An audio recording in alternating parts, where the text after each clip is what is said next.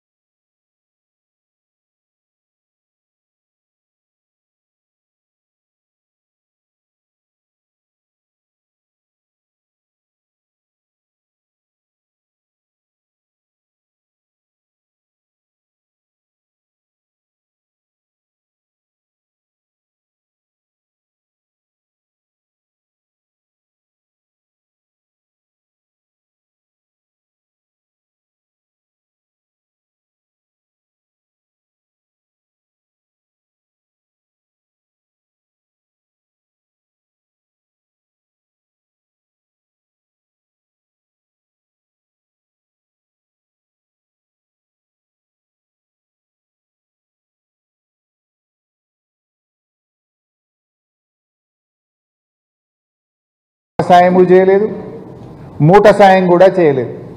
ప్రాజెక్టుల నిర్మాణానికి ఓ మాట సాయం లేదు, ఓ మూట సాయం లేదు.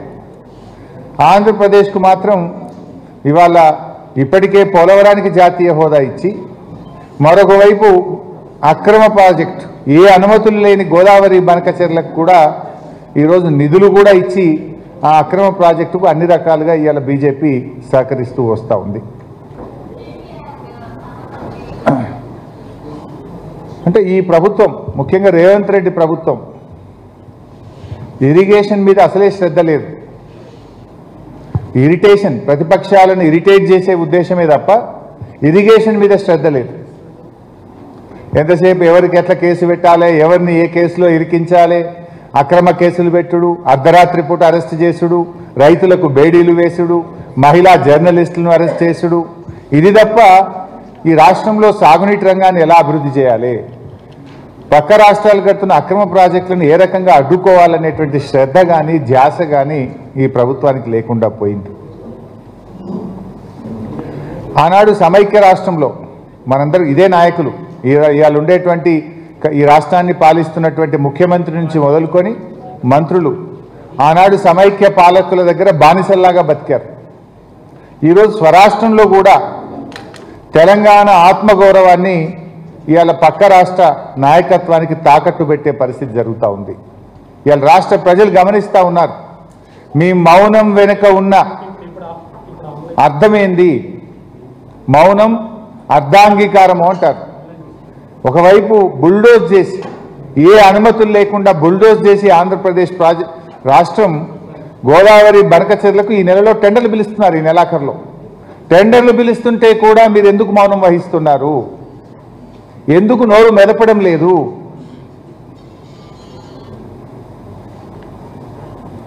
ఇలా కృష్ణా నీళ్లు తాత్కాలిక ఒప్పందం ప్రకారంగా 66-34 కృష్ణా నీళ్లు అక్రమంగా తాత్కాలిక ఒప్పందానికి మించి తీసుకుపోతుంటే కూడా కిమ్మనరు కమ్మనరు, సపోర్ట్ చేయరు.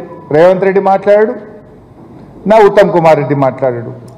గోదావరి నది పైన బీజేపీ, ఇటు ఆంధ్రప్రదేశ్ రెండు ప్రభుత్వాలు కలిసి ఇంత పెద్ద కుట్ర చేసి గోదావరి నదీ జలాల్లో కూడా తెలంగాణకు ద్రోహం తలపెడితే దాని మీద కూడా రేవంత్ రెడ్డి ప్రభుత్వం స్పందించినటువంటి పరిస్థితి లేదు.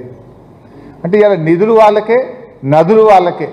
ఇలా ఢిల్లీ తీరు ఎట్లుందంటే నిధులు ఆంధ్రప్రదేశ్కే. మనం చూసిన మన బడ్జెట్ పెడితే రెండు బడ్జెట్లో కూడా ఆంధ్రప్రదేశ్కేమో నిధుల వరద, తెలంగాణకు గుండు సున్నా. నిధులు ఆంధ్రాకే, నదులు ఆంధ్రాకే, తెలంగాణకు గుండు సున్నా. ఇది ఇలా ఢిల్లీ పాలకుల వైఖరి. ఈ రాష్ట్రంలో ఉన్న 8 మంది బీజేపీ ఎంపీలు కానీ 8 మంది కాంగ్రెస్ ఎంపీలు తెలంగాణకు నిధుల్లో, నదుల్లో అన్యాయం జరిగినా కూడా నోరు విప్పనటువంటి పరిస్థితి మనం చూస్తూ ఉన్నాం. ముఖ్యంగా 2 కేంద్ర మంత్రులు ఉంటారు. ఈ మన రాష్ట్రం నుంచి ఉన్న 2 కేంద్ర మంత్రులు ప్రపంచమంతా మాట్లాడతారు. యాడేడ చీమ చిటుకుమన్నా బయట యుద్ధం జరిగినా మాట్లాడతారు. కానీ తెలంగాణకు నీళ్ళల్లో ఇంత ద్రోహం జరుగుతూ ఉంటే, తెలంగాణకు ఇంత అన్యాయం జరుగుతుంటే ఆ 2 కేంద్ర మంత్రులు మాత్రం నోరు కూడా మెదపడం లేదు. ఇవాళ ఈ రాష్ట్ర ప్రజలు గమనిస్తూ ఉన్నారు ఈ విషయాన్ని. గతంలో కూడా ఒకసారి మనం గుర్తు తెచ్చుకుంటే సమైక్య రాష్ట్రంలో 2 టీఎంసీల బాబ్లీ ప్రాజెక్టు కోసం చంద్రబాబు నాయుడు గారు పెద్ద పోరాటం చేసిండు మహారాష్ట్ర మీద. 2 టీఎంసీల బాబ్లీ కోసం పెద్ద పోరాటం చేసినారు ఆ రోజు. మరి ఈరోజు ఎన్ని బాబ్లీ ప్రాజెక్టులు కలిపితే ఒక బంకచెర్లకు సమానం? 100 కదా, ఆల్మోస్ట్ ఇది 200 టీఎంసీలు, అది 2 టీఎంసీలు. 2 టీఎంసీల మన బాబ్లీ మీద అంత పోరాటం చేస్తే 200 టీఎంసీలతో అక్రమ ప్రాజెక్టు ఆంధ్రప్రదేశ్ నిర్మిస్తే ఈ రాష్ట్ర ప్రభుత్వం ఎంత పెద్ద పోరాటం చేయాలి? ఎందుకు మౌనం వహిస్తున్నారు? అంటే మీ దోస్తానాలు, మీ పాత బంధాలు ఏమన్నా ఉంటే దానికి తెలంగాణ ప్రయోజనాలు ఫనంగా పెడతారా?